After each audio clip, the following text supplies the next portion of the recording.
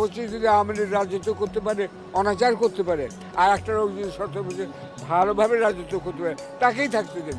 তিনি one stop সেবা শুশ্রূষার কথা বলেছেন গত আন্দোলনে যারা আহত হয়েছেন তাদের জন্য।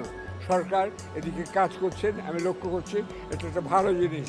2 নম্বর, আমি বলতে চাই ডক্টর ইউনূস একটা ভালো কাজ করেছেন। তিনি দেশের যে টাকা আনছেন এইটাই কিন্তু বড় কথা। আপনারা নির্বাচন চাচ্ছেন অনেকে, কিন্তু মনে রাখতে হবে যারা চাইছে নির্বাচন তাদেরকে বলতে হবে দুটি কথা। টাকা আসবে কোত্থেকে? টাকা না আসলে আপনাদের ক্যামেরা থাকবে না, মাসে শেষে বেতনও পাবেন না এবং জিনিসপত্রের দাম কমবে না। এই টাকাটা আনছেন ডক্টর ইউনূস। ডক্টর ইউনূস বিদেশে খ্যাতিমান লোক, তার আবেদনে সাড়া দিয়ে অনেকে দিচ্ছেন।